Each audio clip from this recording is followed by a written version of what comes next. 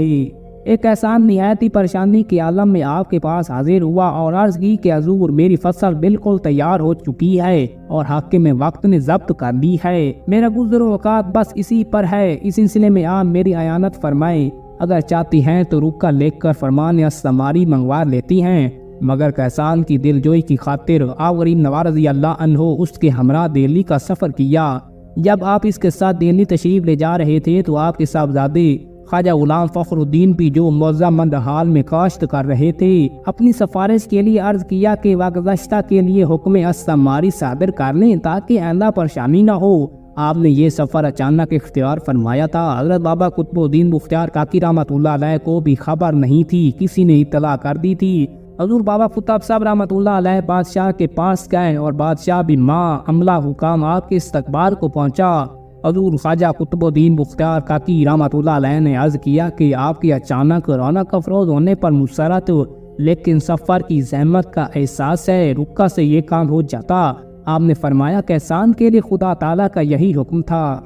ملک خطاب حاکم قلعہ بیٹلی نے جہان میں ایک راجہ کی لڑکی کو گرفتار کر لیا اور خواجہ غریب نواز رضی اللہ عنہ کی خدمت میں پیش کر دیا۔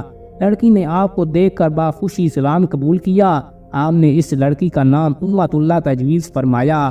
ملک خطاب کی درخواست پر سنت کے پیش نظر نکاح کر لیا۔ حضرت امت اللہ کے بطن سے بی بی حافظہ جمال پیدا ہوئی۔ حضرت بابا قطب الدین بختیار کاکی رضی اللہ عنہ نے دلائل العارفین کی 12ویں مجلس میں تحریر فرمایا۔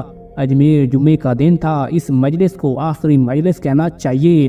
درویش مریدین حاضر خدمت تھے۔ ملک الموت کا ذکر ہوا، ارشاد ہوا کہ دنیا بغیر ملک الموت کے بیکار اور بے قیمت ہے۔ حدیث پاک میں آیا ہے، ترجمہ یعنی موت ایک پل ہے جو دوست کو دوست تک پہنچاتا ہے۔ فرمایا اللہ والوں کی ہستی مانند آفتاب ہے جو اپنے نور سے دنیا کو روشن رکھتی ہیں، ان کی ہستی سے کائنات کا ذرا ذرا تاب بیاں ہے۔ یہ بیان فرما کر خواجہ غریب نواز رضی اللہ عنہ کی آنکھوں میں آنسو آ گئے۔ کیا تمہیں معلوم ہے کہ یہاں کس لیے لایا گیا ہے؟ یہاں میرا مدفن بنے گا۔ چند روز بعد یہ سفر درپیش ہے۔ شیخ علی سنجری جو اس وقت حاضر خدمت تھے حکم دیا فرمان لکھ کر ہمارے قطب الدین بختیار کاکی رحمۃ اللہ علیہ کو دے دو جو اس وقت حاضر خدمت تھی۔ ہم نے ان کو خلافت و جانشینی عطا کی اور دہلی جا کر قیام کرے۔ جب خلافت نامہ پورا ہوا تو 10 سے عطا فرمایا گیا۔ میں نے ادب و تعظیم کی، ارشاد ہوا میرے پاس آؤ، میں اور قریب ہو گیا، اپنی کلا اور امامہ شریف میرے سر پر رکھا۔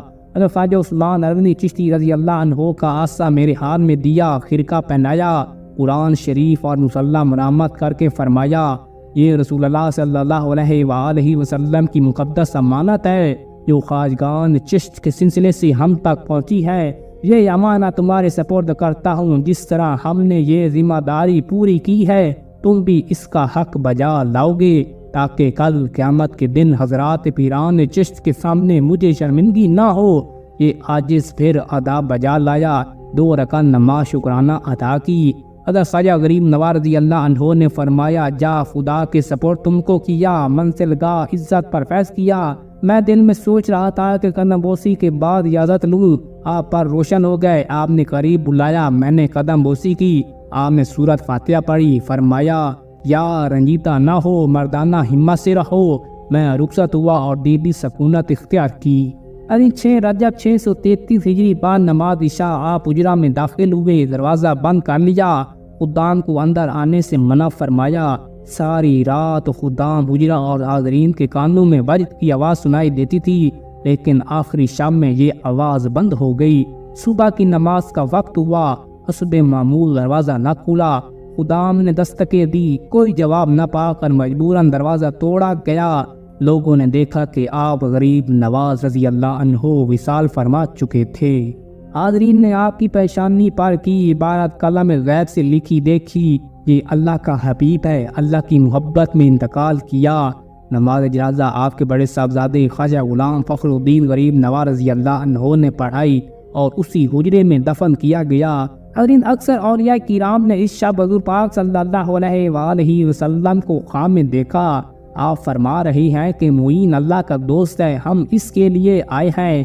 حضرت بابا قطب الدین بختیار کاکی غریب نواز رضی اللہ عنہ کے پاس 40 روز بعد ایک شخص نے بیان کیا کہ آپ کے آنے کے 20 روز بعد حضرت خواجہ معین الدین اجمیری غریب نواز رضی اللہ عنہ کا وصال ہو گیا ہے۔ راویوں نے آپ کی تدفین کے بعد آپ کے مزار سے عرصہ دراز تک خوشبو آنے کا لکھا۔ آج بھی آپ کے مزار سے طرح طرح کے پھولوں کی مختلف قسم کے عطروں کی ملی جلی خوشبو روح و دماغ کو فراغت و تسکین دیتی ہے اور پاکیزگی کی جانب رجوع کرتی ہے۔ آپ کے مزار کے قریب و اجوار میں رہنے والے جنت کا مزہ لیتے ہیں۔ آپ کے سایہ با برکت سے تو سب ہی فیض ہے۔ اگلی ویڈیو جاری ہے، تیسرا پارٹ بہت جلد نشر کیا جائے گا۔ اگر آپ پہلا پارٹ بھی دیکھنا چاہتے ہیں تو اس کا لنک ڈسکرپشن میں موجود ہے، دیکھ سکتے ہیں۔ امید کرتا ویڈیو پسند آئی ہو تو ویڈیو کو لائک اور چینل کو لازمی سبسکرائب کر لیں۔ اپنا اور گردنوار کے لوگوں کا رکھیے گا خیال۔ انشاءاللہ ملتے ہیں اگلی ویڈیو کے ساتھ۔ اللہ حافظ۔